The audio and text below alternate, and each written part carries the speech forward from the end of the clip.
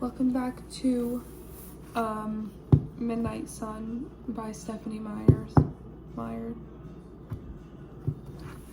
Okay. Recap of chapter 4.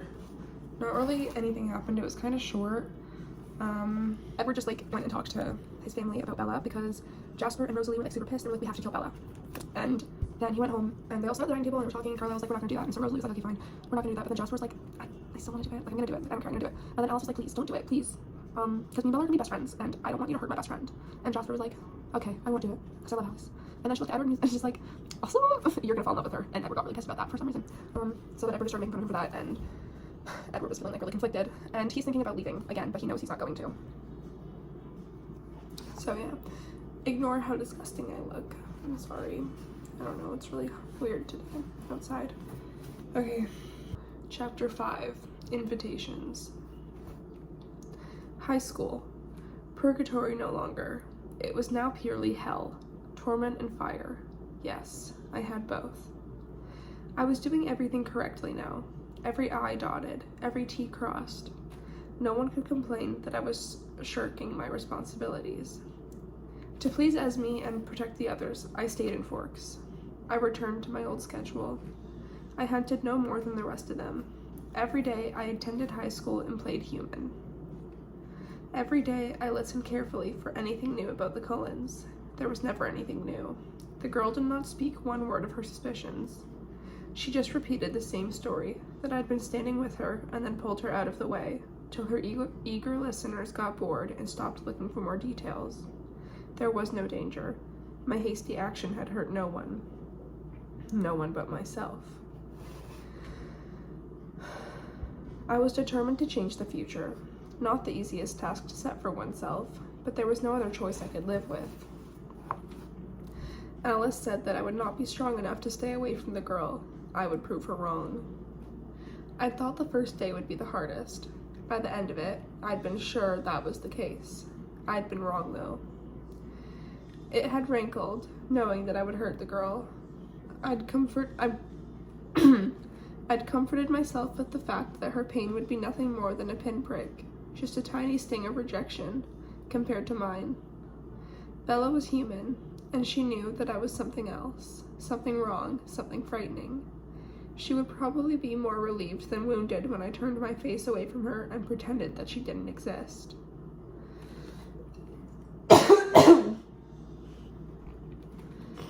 Hello, Edward. She'd greeted me that first day back in biology. Her voice had been pleasant, friendly, 180 degrees from the last time I'd spoken with her. Why? What did the change mean?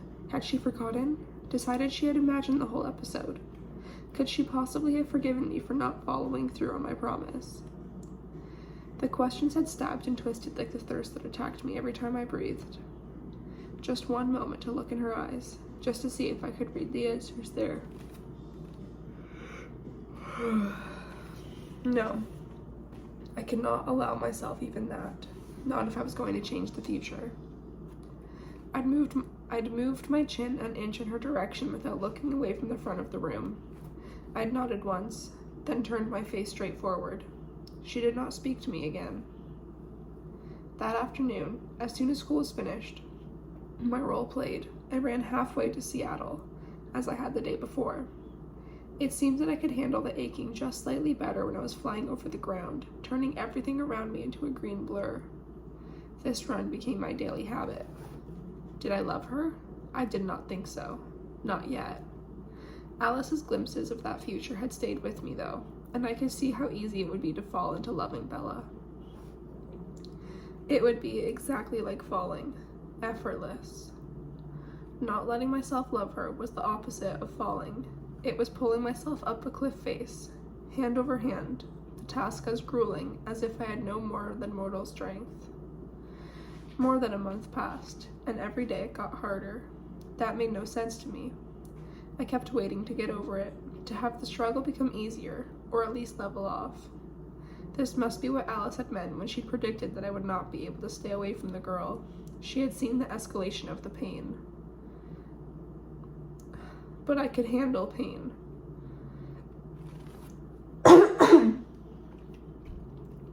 I would not destroy Bella's future. If I was destined to love her, then wasn't avoiding her the very least I could do? Avoiding her was about the limit of what I could bear, though. I could pretend to ignore her and never look her way. I could pretend that she was of no interest to me, but I still hung on every breath she took, every word she spoke.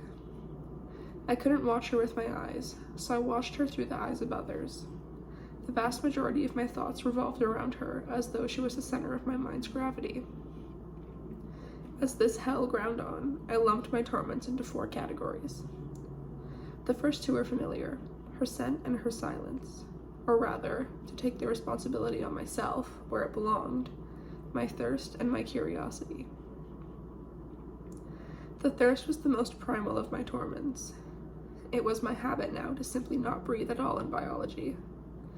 Of course, there were always the exceptions, when I had to answer a question, and I would need my breath to speak. Each time I tasted the air around the girl, it was the same as the first day: fire and need and brutal violence, desperate to break free. It was hard to cling, even slightly, to reason or restraint in those moments. And just like that first day, the monster in me would roar, so close to the surface. The curiosity was the most constant of my torments. The question was never out of my mind: what is she thinking now? When I heard her quiet sigh, when she twisted a lock of hair absently around her finger, when she threw her books down with more force than usual, when she rushed into class late, when she tapped her foot impatiently against the floor. Each movement caught in my peripheral vision was a maddening mystery. When she spoke to the other human students, I analyzed her every word and tone. Was she speaking her thoughts, or what she thought she would say? Or what she thought she should say? It often sounded to me as though she was trying to say what her audience expected, and this reminded me of my family and our daily life of illusion. We were better at it than she was. But why would she have to play a role? She was one of them, a human teenager. Only, she occasionally didn't behave like one. For example, when Mr. Banner assigned a group project in biology, it was his practice to let the students choose their partners. As always happened with group projects, the bravest of the ambitious students, Beth Dawes and Nicholas Lagari, quickly asked if I would join them. I shrugged my acceptance. They knew I would complete my portion perfectly, and theirs too if they left it undone. It was surprising that Mike allied himself with Bella. What was unexpected was Bella's insistence on the third member of their group, Tara Galvaz. Mr. Banner usually had to assign Tara to a group. She looked more surprised than pleased when Bella tapped her on the shoulder and awkwardly asked if she wanted to work with her and Mike. "Whatever," Tara responded. When she was back at her seat, Mike hissed at her. "She's a total stoner. She won't do any work. I think she's failing biology." Bella shook her head and whispered back, "Don't worry about it. I'll catch whatever she misses." Mike wasn't appeased. "Why did you do that?" It was the same question I was dying to ask her, though not in the same tone. Tara was, in fact, failing biology. Mr. Banner was thinking about her now, both surprised and touched by Bella's choice. "No one ever gives that kid a chance." Nice of Bella. She's kinder than most of these cannibals. Had Bella noticed how Tara was usually ostracized by the rest of the class? I could imagine no reason besides kindness for reaching out to her, especially with Bella's shyness in the way. I wondered how much discomfort it had caused her and decided it was probably more than any other human here would have been willing to go through for a stranger.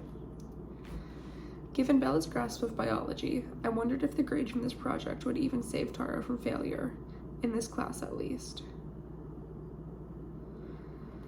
And that was exactly what happened. Then there was the time at lunch when Jessica and Lauren were talking about the #1 dream destinations on their bucket lists.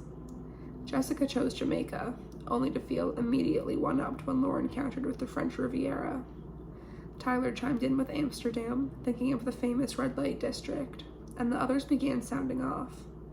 I waited anxiously for Bella's answer to the question, but before Mike, who liked the idea of Rio, could ask for her take, Eric enthusiastically named Comic-Con, and the table erupted in laughter. What a dork, Lauren hissed. Jessica snickered. I know, right? Tyler rolled his eyes. You're never going to get a girlfriend, Mike told Eric. Bella's voice, louder than her usual timid volume, cut into the melee. I don't know. No, that's cool, Bella insisted. That's where I'd want to go, too. Mike was immediately backpedaling. I mean, I guess some of the costumes are cool. Jesus, sorry. Mike was immediately backpedaling. I mean, I guess some of the costumes are cool. Slave Leia. Should have kept my mouth shut. Jessica and Lauren exchanged a glance, frowning. Ugh, please, Lauren thought. We should totally go. Eric enthused at Bella. I mean, after we save up enough. Comic-Con with Bella. Even better than Comic-Con alone. Bella was thrown for a second, but after a quick glance at Lauren's expression, she doubled down. Yeah, I wish. It's probably way too expensive though, right? Eric started breaking down ticket prices and hotels versus sleeping in a car. Jessica and Lauren returned to their earlier conversation, while Mike listened unhappily to Eric and Bella. Do you think it's a 2-day drive or 3? Eric was asking. No idea, Bella said. Well, how long a drive is it from here to Phoenix? You can do it in 2 days, she said with confidence, if you're willing to drive 15 hours a day. San Diego should be a little closer than that, right? I seem to be the only one who noticed a light bulb going on over Bella's head. Oh yeah, San Diego definitely is closer. Still 2 days for sure, though. It was clear she hadn't even known the location of Comic-Con. She'd only chimed in to save Eric from teasing. It was revealing of her character. I was always compiling my list. But now I would never know where she would have chosen for herself. Mike was nearly as dissatisfied, but he seemed oblivious to her real motivations. It was often like this with her, never stepping out of her quiet comfort zone except for someone else's perceived need, changing the subject whenever her circle of human friends grew too cruel to one another, thanking a teacher for their lesson if that teacher seemed down, giving up her locker for a more inconvenient location so 2 best friends could be neighbors, smiling a certain smile that never surfaced for her contented friends, only revealing itself to someone who was hurting. Little things that none of her acquaintances or admirers ever seemed to see. Through all these little things, I was able to add the most important quality to my list. The most revealing of them all, as simple as it was rare. Bella was good.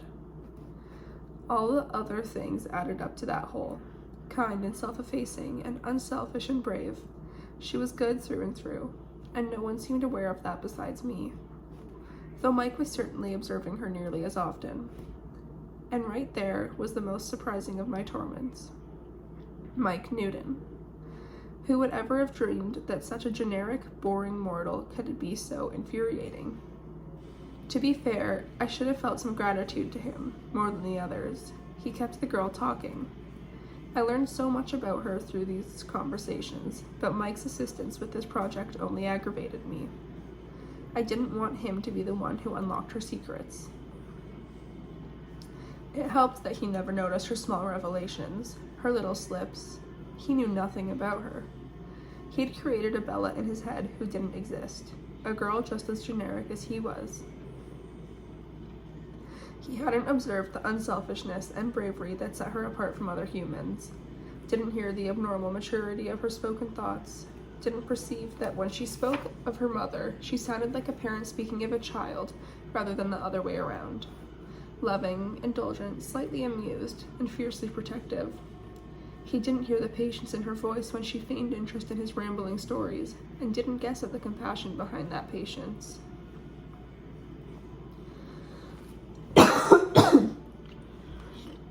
These helpful discoveries did not warm me to the boy, however. The possessive way he viewed Bella, as if she were an acquisition to be made, provoked me almost as much as his crude fantasies about her. He was becoming more confident of her too, as time passed, for she seemed to prefer him over those he considered his rivals. Tyler Crowley, Eric Yorkie, and even, sporadically, myself. He would routinely sit on her side of our table before biology began, chattering at her, encouraged by her smiles. Just polite smiles, I told myself. All the same, I frequently amused myself by imagining backhanding him across the room and into the far wall. It probably wouldn't injure him fatally. Mike didn't often think of me as a rival. After the accident, he'd worried that Bella and I would bond from the shared experience, but obviously the opposite had resulted. Back then, he had still been bothered that I'd singled Bella out over her peers for attention. But now I ignored her just as thoroughly as the others, and he grew complacent. What was she thinking now? Did she welcome his attention? And finally, the last of my torments, the most painful, Bella's indifference. As I ignored her, she ignored me. She never tried to speak to me again. For all I knew, she never thought about me at all. This might have driven me mad, or worse, broken my resolution. Except that she sometimes stared at me as she had before. I didn't see it for myself, as I could not allow myself to look at her. But Alice always warned us. The others were still wary of the girl's problematic knowledge.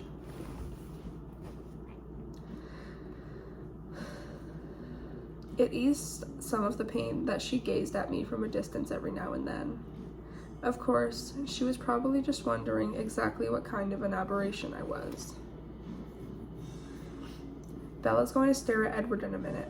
Look normal, Alice said one Tuesday in March, and the others were careful to fidget and shift their weight.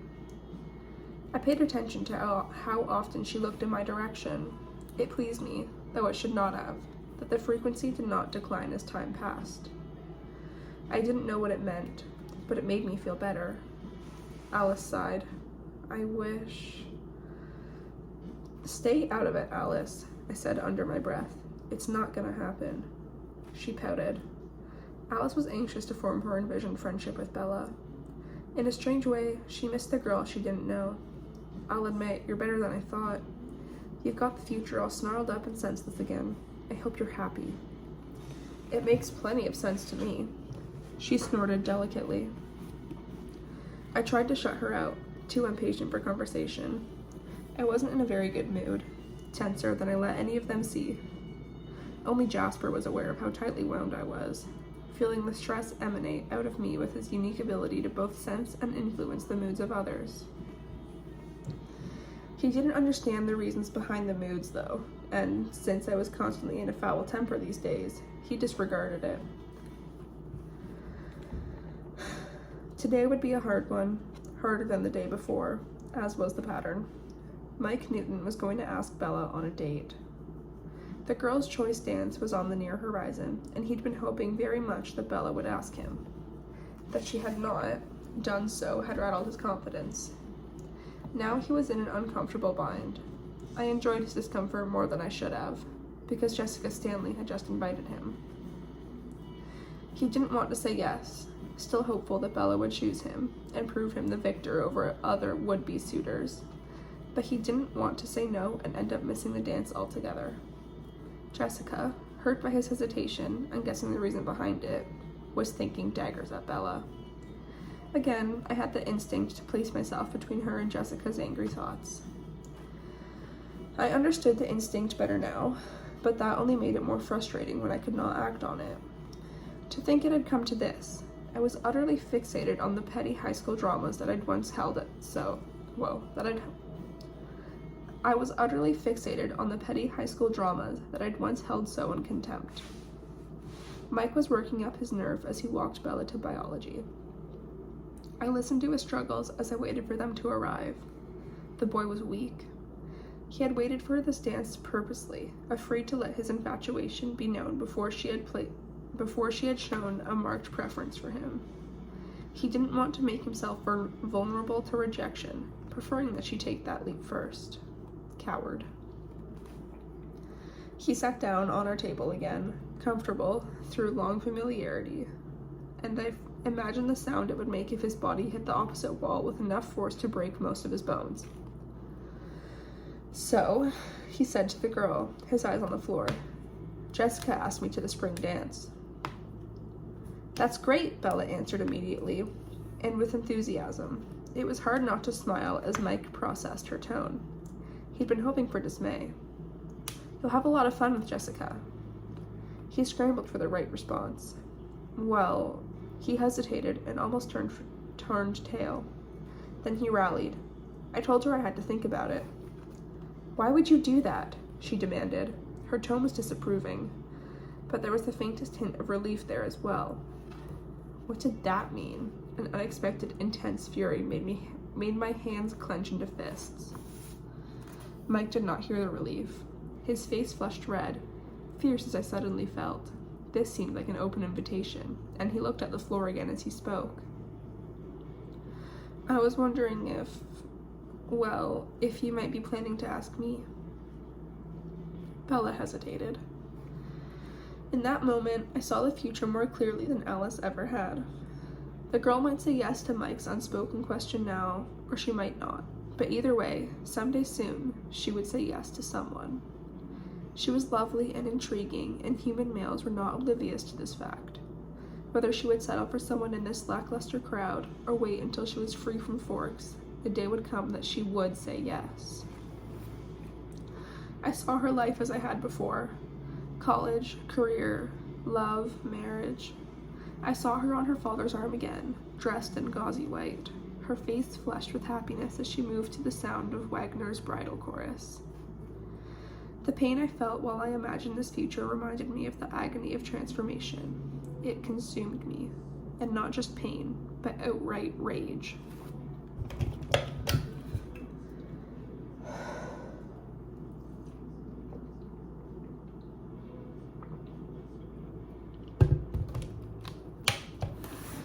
Fury ached for some kind of physical outlet. Though this insignificant, undeserving boy might not be the one Bella would say yes to, I yearned to pulverize his skull with my fist, to let him stand as a proxy for whoever it would be.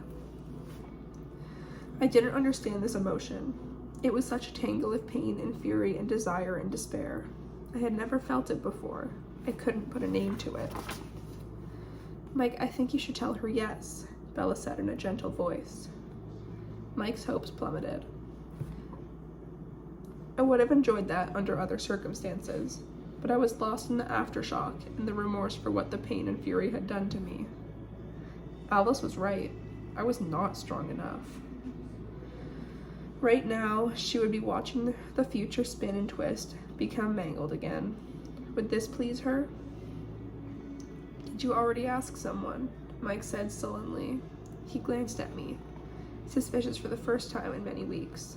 I realized I had betrayed my interest. My head was inclined in Bella's direction.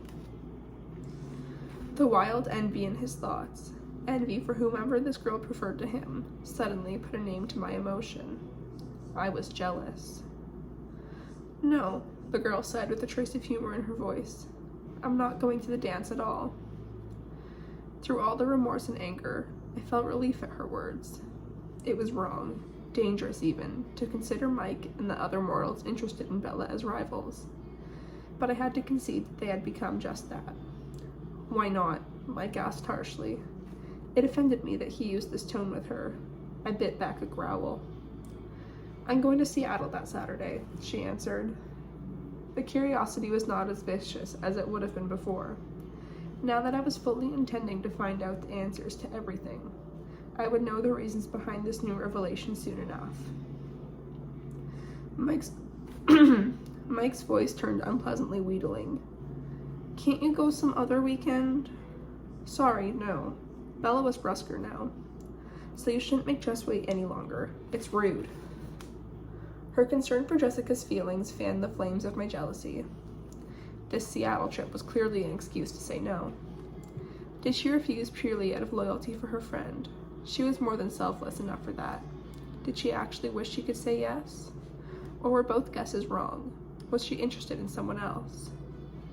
Yeah, you're right, Mike mumbled, so demoralized that I almost felt pity for him. Almost. He dropped his eyes from the girl, cutting off my view of her face and his thoughts. I wasn't going to tolerate that. I turned to read her face myself, for the first time in more than a month. It was a sharp relief to allow myself this.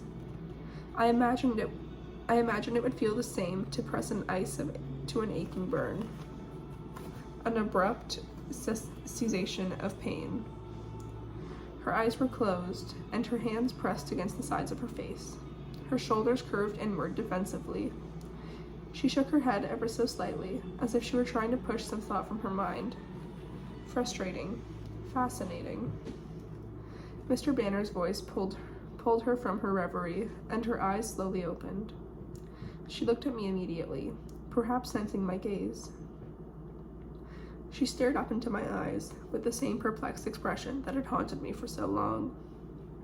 I didn't feel remorse or guilt or rage in that second. I knew they would come again, and soon, but for this one moment, I rode a strange, jittery high, as if I had triumphed rather than lost. She didn't look away, though I stared with inappropriate intensity, trying vainly to read her thoughts through her liquid brown eyes. They were full of questions rather than answers. I could see the reflection of my own eyes, black with thirst. It had been nearly 2 weeks since my last hunting trip. This was not the safest day for my will to crumble. But the blackness did not seem to frighten her. She did not look away, and a soft, devastatingly appealing pink began to color her skin. What are you thinking now? I almost asked the question aloud, but at that moment, Mr. Banner called my name. I picked the correct answer out of his head and glanced briefly in his direction, sucking in a quick breath. The Krebs cycle. Thirst scorched my throat, tightening my muscles and filling my mouth with venom, and I closed my eyes, trying to concentrate through the desire for her blood that raged inside me.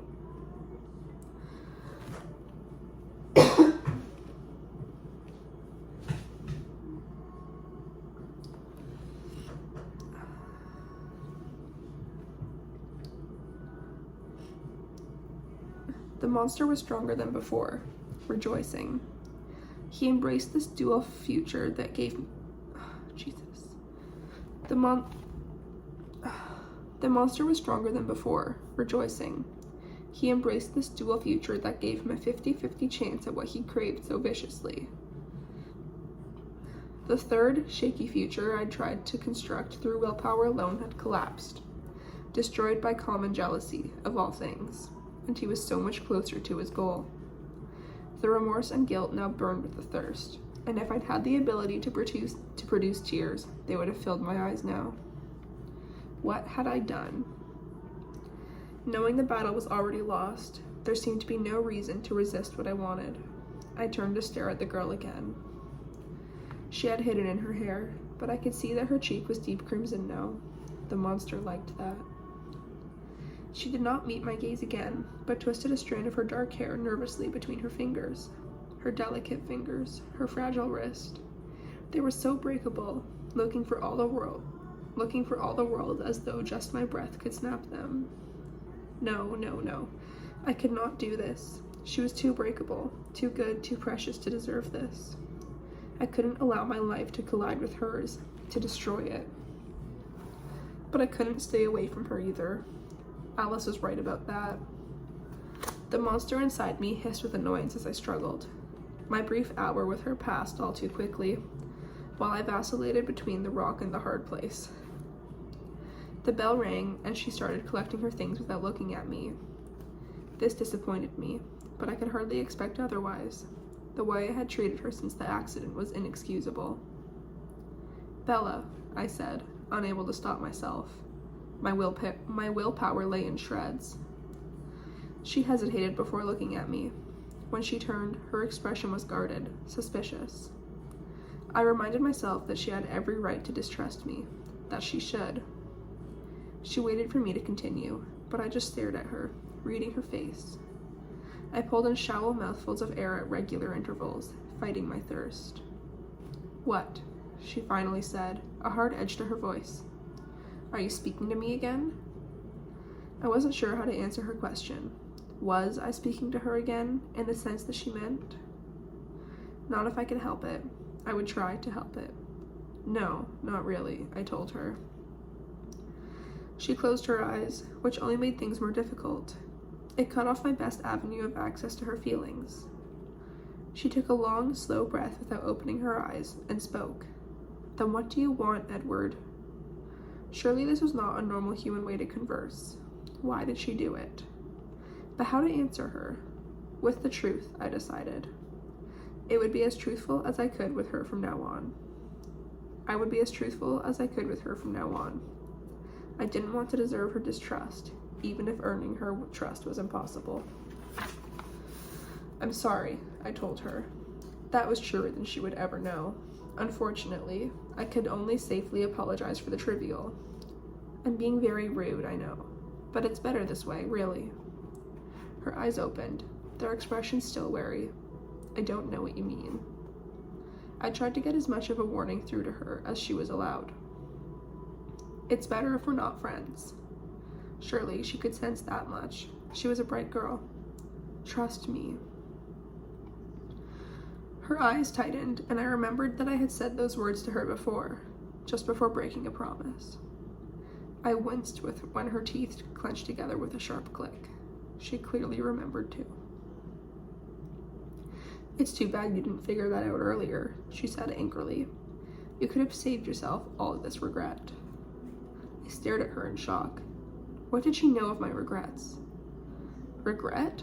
Regret for what? I demanded. For not just letting that stupid van squish me, she snapped. I froze, stunned. How could she be thinking that? Saving her life was the one acceptable thing I'd done since I met her. The only thing I was not ashamed of, that made me glad I existed after all. I'd been fighting to keep her alive since the first moment I'd caught her scent. How could she doubt my one good deed in all this mess? You think I regret saving your life? I know you do, she retorted. Her estimation of my intentions left me seething. You don't know anything. How confusing and incomprehensible the workings of her mind were. She must not think in the same way as other humans at all. That must be the explanation behind her mental silence. She was entirely other.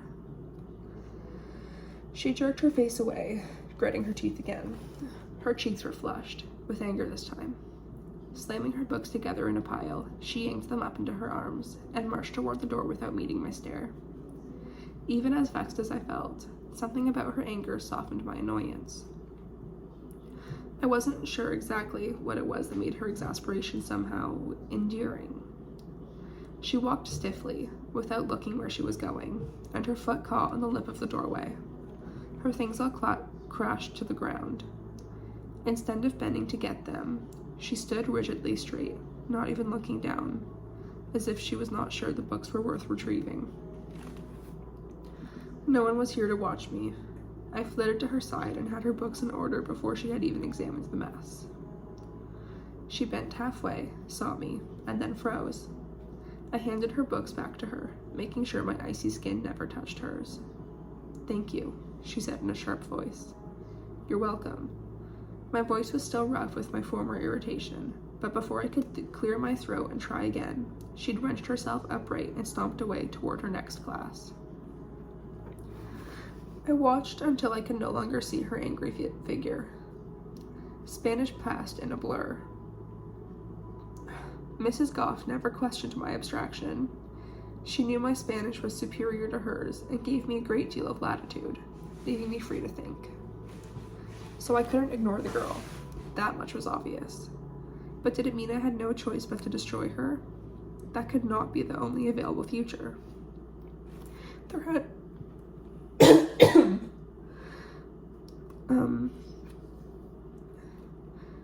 There had to be some other choice, some delicate balance.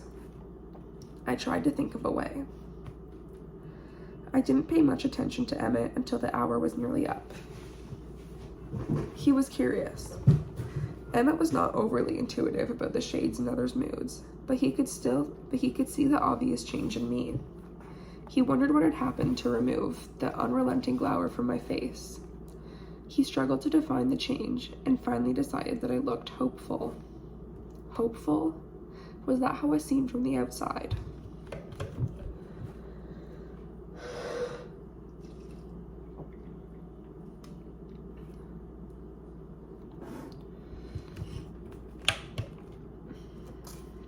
I pondered the idea as we walked to the Volvo, wondering what exactly I should be hoping for. But I didn't have long to ponder. Sensitive as I always was to thoughts about the girl, the sound of Bella's name in the heads of those humans I really should not think of as rivals caught my attention. Eric and Tyler, having heard, with much satisfaction, of Mike's failure, were preparing to make their moves. Eric was already in place, positioned against her truck where she could not avoid him. Tyler's class was being held late to receive an assignment, and he was in a desperate hurry to catch her before she escaped. This I had to see.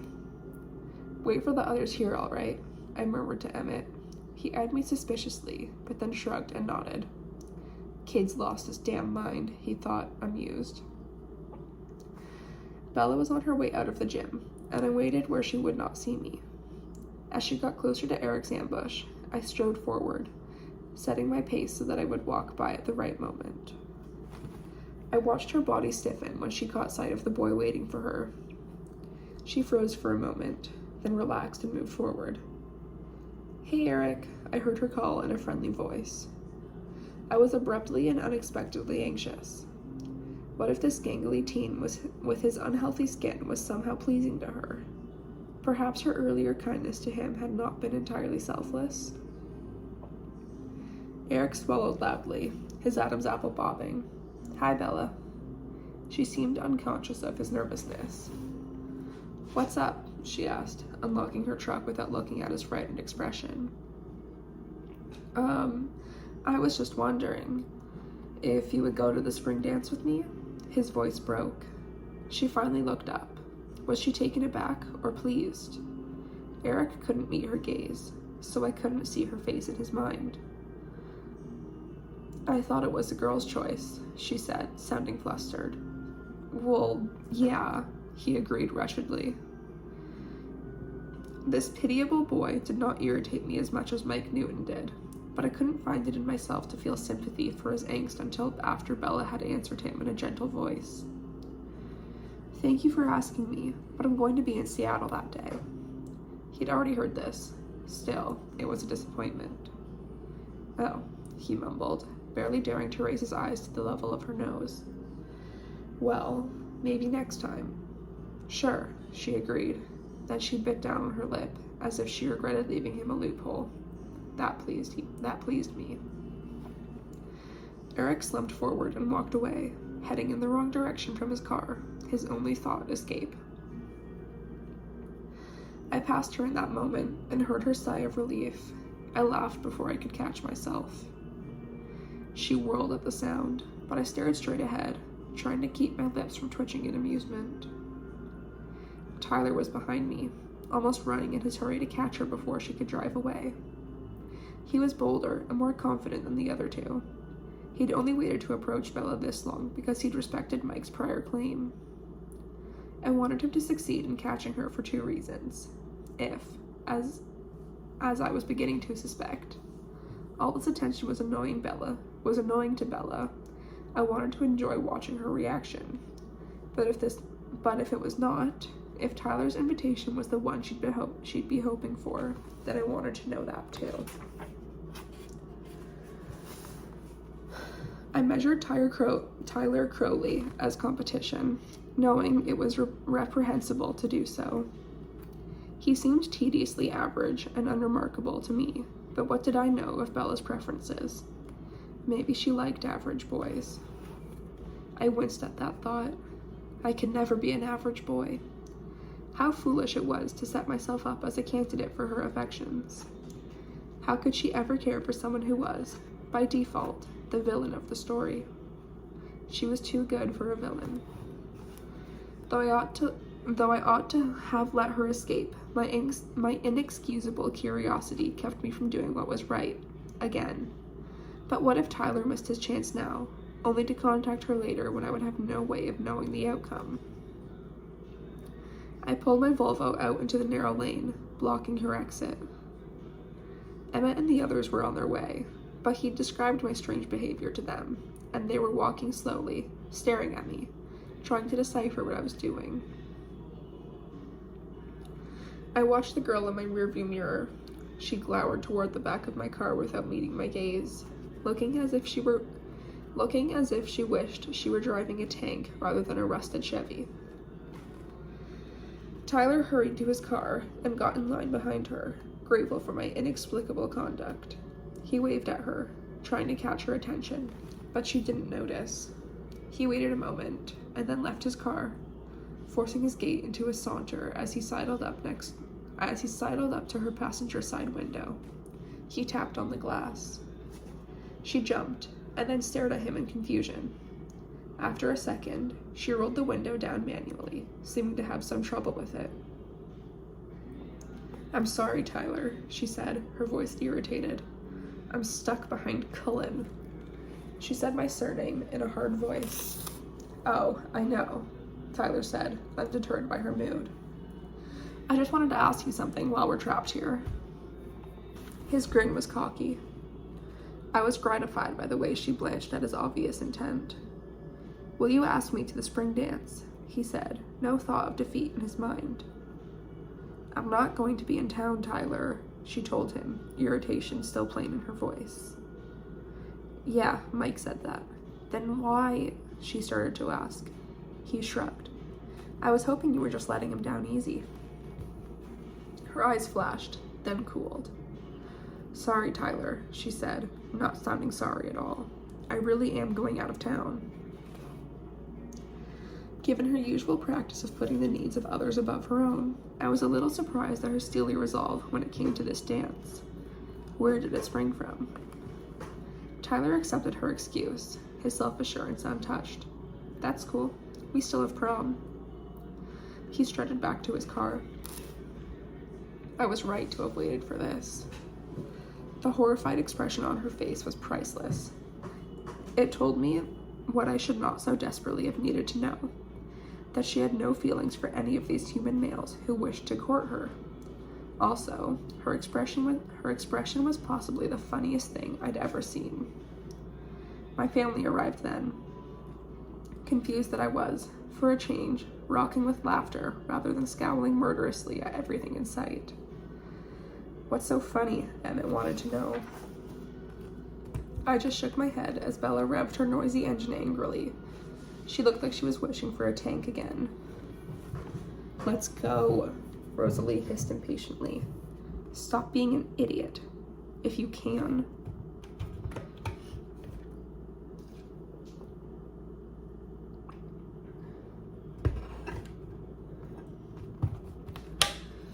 Her words didn't annoy me. I was too entertained, but I did as she asked. No one spoke to me on the way home. I continued to chuckle every now and again, thinking of Bella's face. As I turned onto the drive, speeding up now that there were no witnesses, Alice ruined my mood.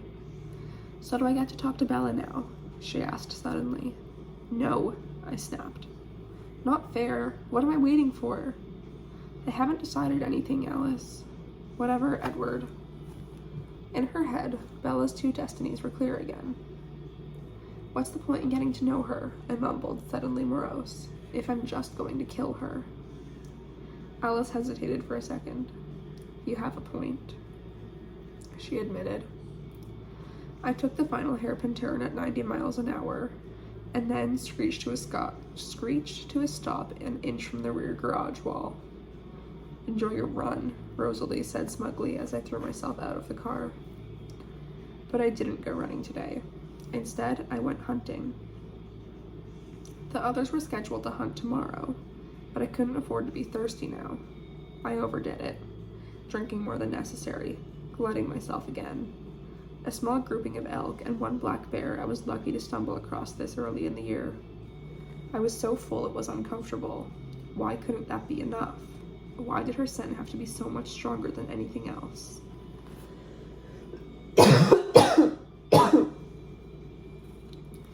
And not just her scent, whatever it was about her that marked her for disaster. She'd been in Forks for mere weeks and already...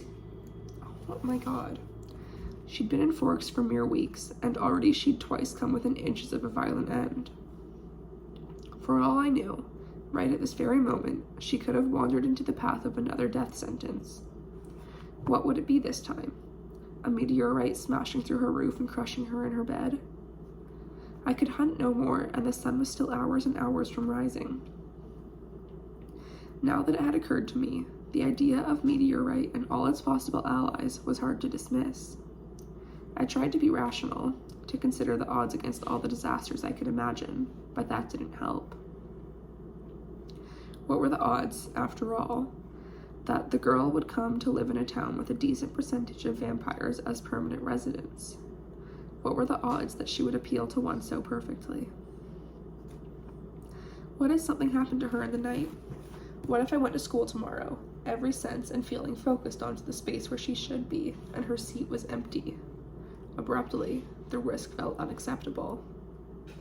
The only way I could be positive she was safe was if I was there, was if there was someone in place to catch the meteorite before it could touch her.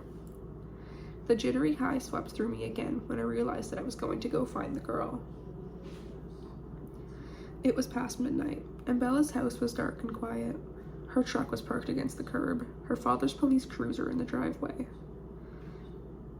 There were no conscious thoughts anywhere in the neighborhood. I watched the house from the blackness of the forest that bordered it on the east. There was no evidence of any kind of danger, aside from myself. I listened and picked out the sound of two people breathing inside the house, 2 even heartbeats. So all must be well.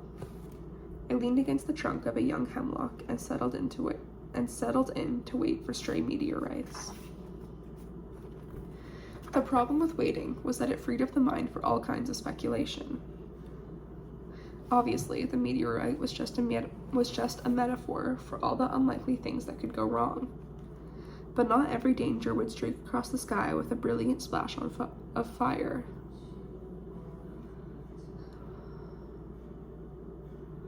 I could think of many that would give no warning, hazards that could slink into the dark house silently, that might already be there.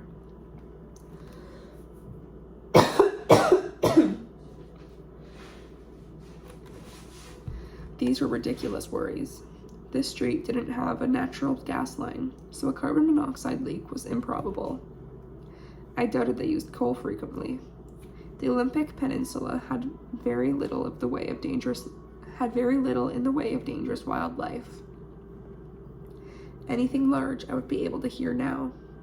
There were no venomous snakes, scorpions, or centipedes, and just a few spiders, none of them deadly to a healthy adult, and unlikely to be found indoors regardless. Ridiculous. I knew that.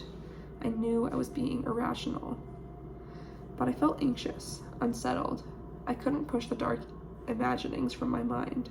If I could just see her, I would take a closer look. In only half a second, I had crossed the yard and scaled the side of the house. This upstairs window would be a bedroom, probably the master. Maybe I should have started in the back. Less conspicuous that way. Dangling from the eave above the window by one hand, I looked through the glass, and my breath stopped. It was her room. I could see her in the one small bed, her covers on the floor, and her sheets twisted around her legs. She was perfectly fine, of course, as the rational part of me had already known. Safe, but not at ease. As I watched, she twitched restlessly and threw one arm over her head. She did not sleep soundly, at least not this night. Did she sense the danger near her?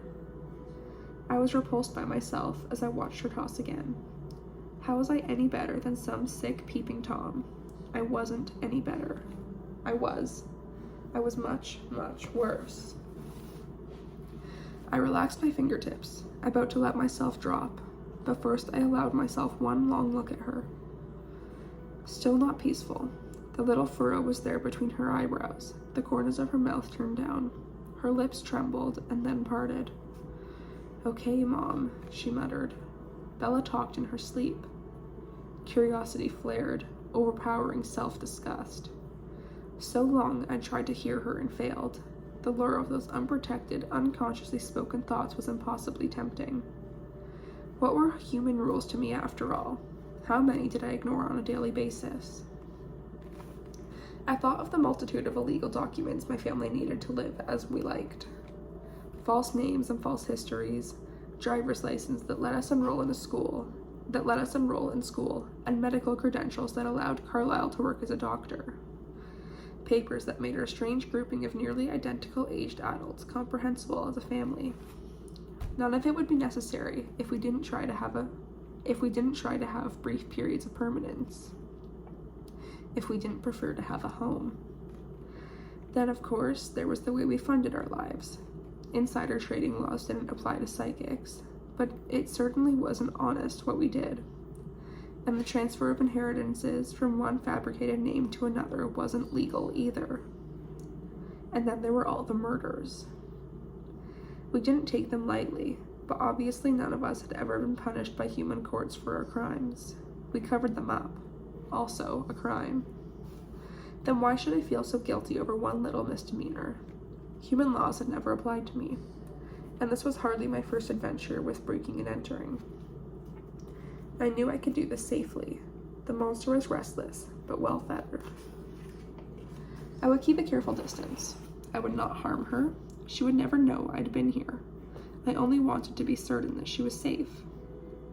It was all rationalization, evil arguments from the devil on my left shoulder.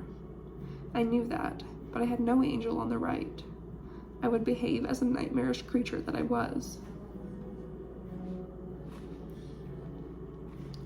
I tried the window, and it was not locked, though it stuck due to long disuse.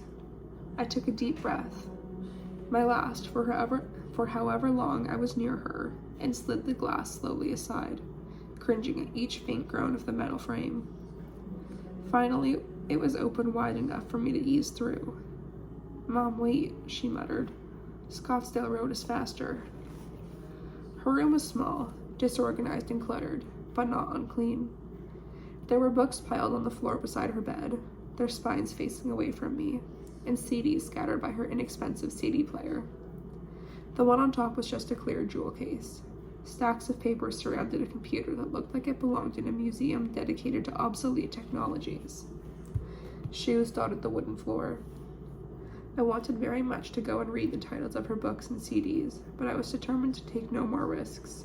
Instead, I went to sit in an old rocking chair in the far corner of the room.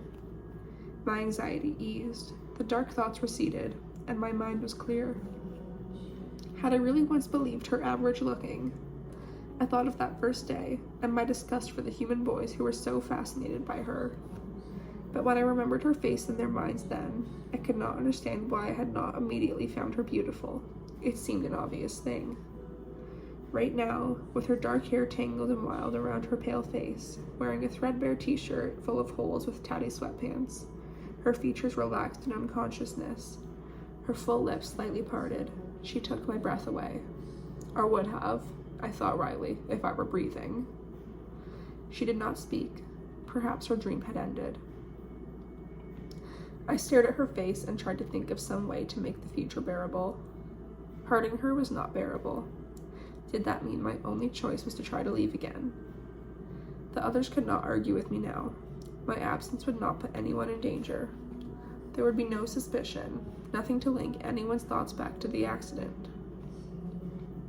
I wavered as I had this afternoon, and nothing seemed possible. A small brown spider crawled out from the edge of the closet door. My arrival must have disturbed it. Aratigena agrestis, a hobo spider, from its size a juvenile male. Once considered dangerous, more recent scientific study had proven its venom inconsequential to venom. Once considered dangerous, more recent scientific study had proven its venom inconsequential to humans. However, its bite was still painful. I reached out with one finger and crushed it silently. Perhaps I should have let the creature be, but the thought of anything hurting her was intolerable. And then suddenly, all my thoughts were intolerable too. because I could kill every spider in her home, cut the thorns off every rose bush she might one day touch, block every speeding car that got within a mile of her, but there was no task I could perform that would make me something other than what I was. I stared at my white, stone-like hand, so grotesquely inhuman, and despaired. I could not hope to compete against the human boys, whether these specific boys appealed to her or not. I was the villain, the nightmare. How could she see me as anything else? If she knew the truth about me, it would frighten and repulse her. Like the intended victim in a horror movie, she would run away, shrieking in terror.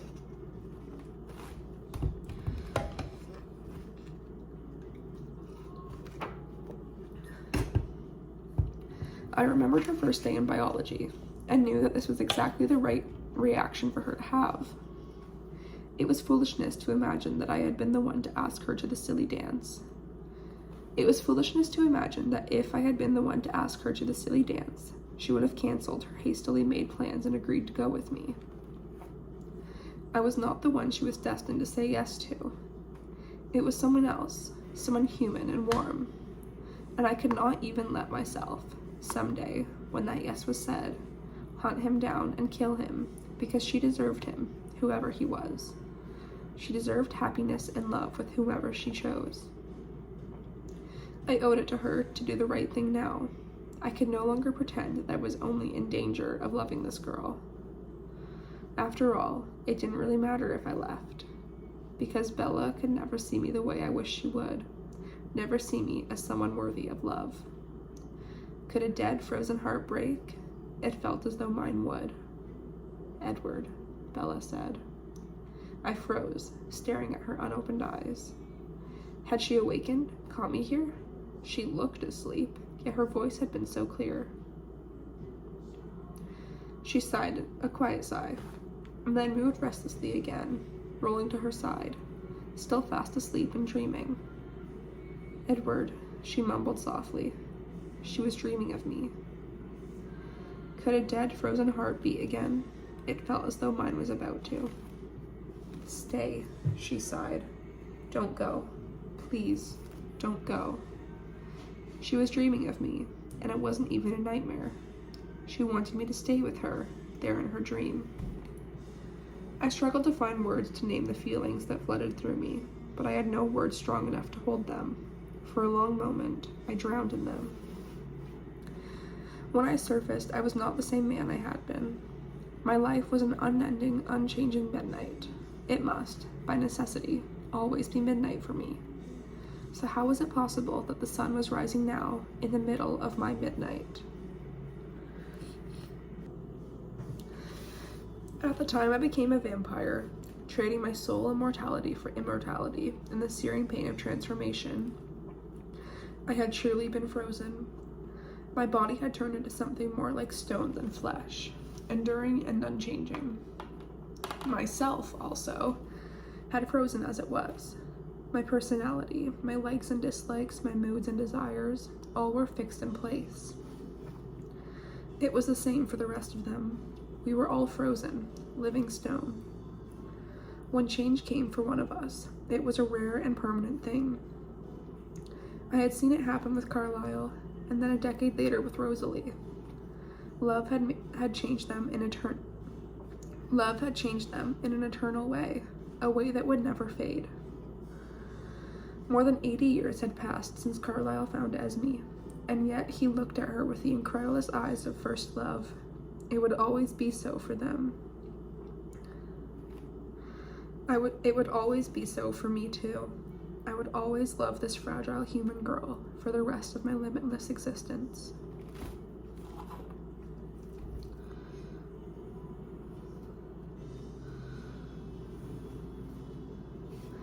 I gazed at her unconscious face, feeling that love for her settle into every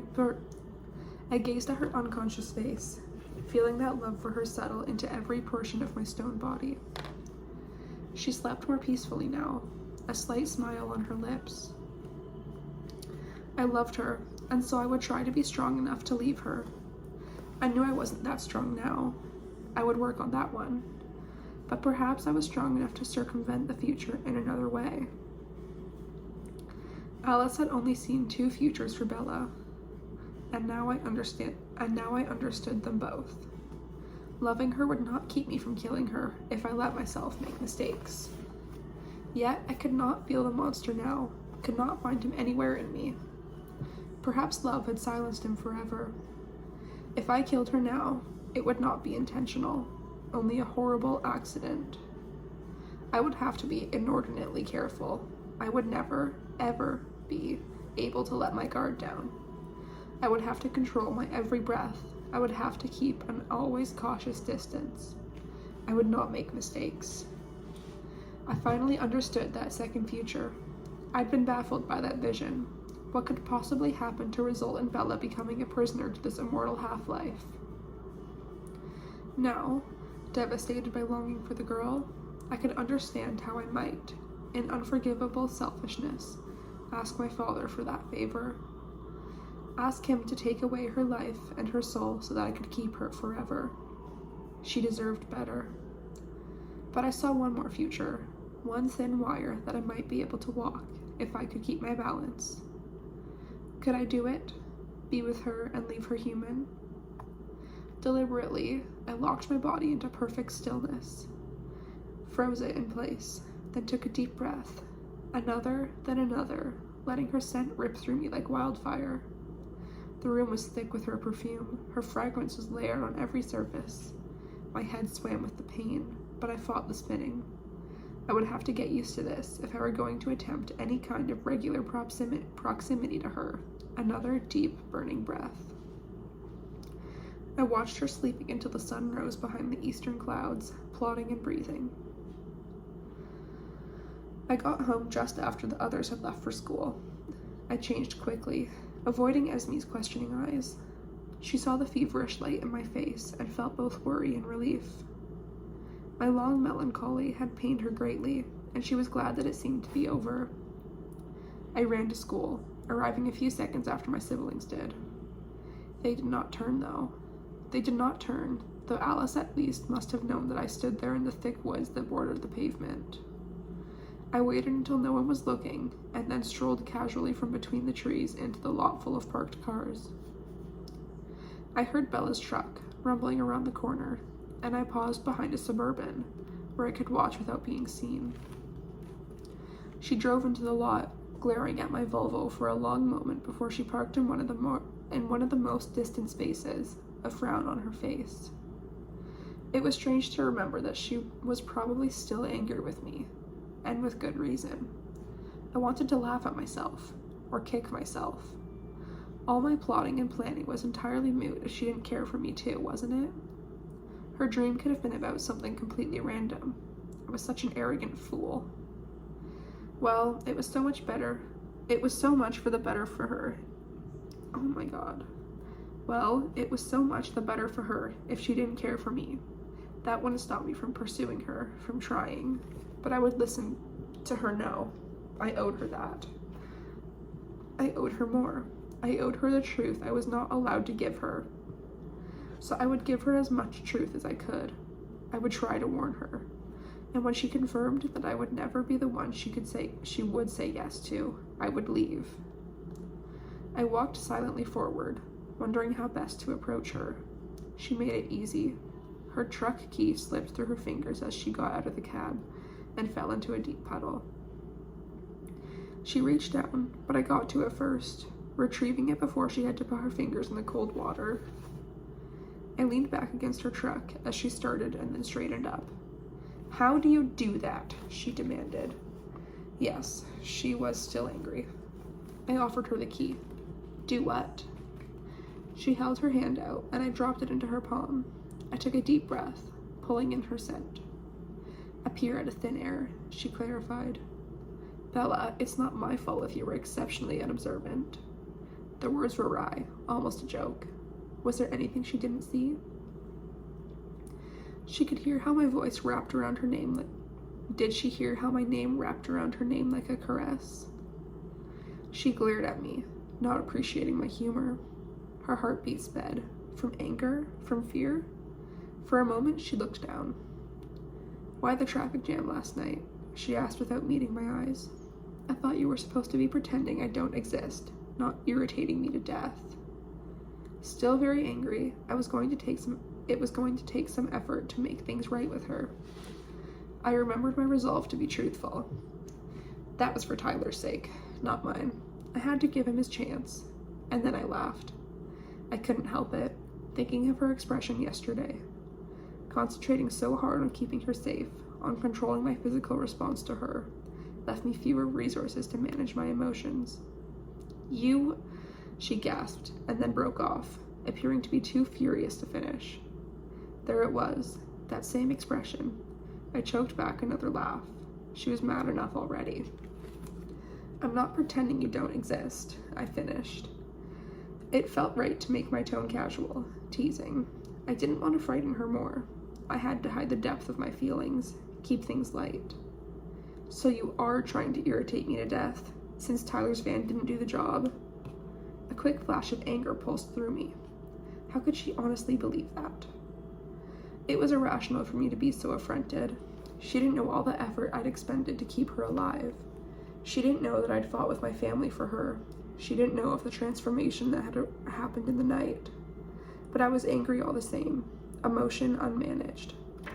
"Bella, you are utterly absurd," I snapped. Her face flushed, and she turned her back on me. She began to walk away. Remorse. My anger was unfair. "Wait," I pleaded. She did not stop, so I followed her. "I'm sorry, that was rude. I'm not saying it isn't true. It was absurd to imagine that I wanted her harmed in any way. But it was rude to say it anyway. Why won't you leave me alone?" Was this my no? Was this what she wanted? Was my name in her dream truly meaningless? I remembered perfectly the tone of her voice, the expression on her face as she had asked me to stay. But if she now said no, well, then that would be that. I would keep it. I knew what I would have to do. Keep it light, I reminded myself. This could be the last time I would see her. If that was the case, I needed to leave her with the right memory. So I would play the normal human boy. Most importantly, I would give her a choice and then accept her answer. "I wanted to ask you something, but you sidetracked me." A course of action had just occurred to me, and I laughed. "Do you have a multiple personality disorder?" she asked. It must seem that way. My mood was wildly erratic, so many new emotions coursing through me. "You're doing it again," I pointed out. She sighed. "Fine then. What did you want to ask?" I was wondering if a week from Saturday. I watched the shock cross her face and fought back another laugh. "You know, the day of the spring dance." She cut me off, finally returning her eyes to mine. "Are you trying to be funny? Will you please allow me to finish?" She waited in silence, her teeth pressing into her soft lower lip. That sight distracted me for a second. Strange, unfamiliar reactions stirred deep in my forgotten human core. I tried to shake them off so I could play my role. "I heard you say you were going to Seattle that day, and I was wondering if you wanted a ride," I offered. I'd realized that, better than just learning about her plans, I might share them if she said yes. She stared at me blankly. "What? Do you want a ride to Seattle?" Alone in a car with her, my throat burned at the thought. I took a deep breath. Get used to it. "With who?" she asked, confused. "Myself, obviously," I said slowly. "Why?" Was it really such a shock that I would want her company? She must have applied the worst possible meaning to my past behavior. "Well," I said as casually as possible, "I was planning to go to Seattle in the next few weeks, and to be honest, I'm not sure if your truck can make it." It felt safer to tease her than to allow myself to be too serious. "My truck works just fine, thank you very much for your concern," she said in the same surprised voice. She started walking again. I kept pace with her. Not an explicit rejection, but close. Was she just being polite? "But can your truck make it there on one tank of gas?" I don't see how that is any of your business, she grumbled. Her heart was beating faster again, her breath coming more quickly. I thought the teasing should put her at ease, but maybe I was frightening her again. The wasting of finite resources is everyone's business. My response sounded normal and casual to me, but I couldn't tell if she heard it the same way. Her silent mind left me always floundering. Honestly, Edward, I can't keep up with you. I thought you didn't want to be my friend. A thrill shot through me when she spoke my name, and I was back in her room, hearing her call out to me, wanting me to stay. I wished I could live in that moment forever. But on this point, only honesty was acceptable. I said it would be better if we weren't friends, not that I didn't want to be. Oh, thanks. Now that's all cleared up, she said sarcastically. She paused under the edge of the cafeteria's roof and met my gaze again. Her heartbeat stuttered, in fear or anger. I chose my words carefully. She needed to see, to understand that it was in her best interest to let me go, to tell me to go. It would be more prudent for you not to be my friend. Staring into the melted chocolate depths of her eyes, I entirely lost my hold on light. But I'm tired of trying to stay away from you, Bella. The words felt like they'd burned their way out of my mouth. Her breathing stopped, and in the second it took for it to restart, I panicked. I'd truly terrified her, hadn't I? All the better. I would collect my no and attempt to bear it. Will you go to Seattle with me? I demanded, point blank. She nodded, her heart drumming loudly. Yes. She'd said yes, to me. And then my conscience smote me. What would this cost her? You really should stay away from me, I warned her. Did she hear me? Would she escape the future I was threatening her with? Couldn't I do anything to save her from me? Keep it light, I shouted at myself. I'll see you in class. And instantly remembered that I would not see her in class. She scattered my thoughts so thoroughly. I had to concentrate to stop myself from running as I fled.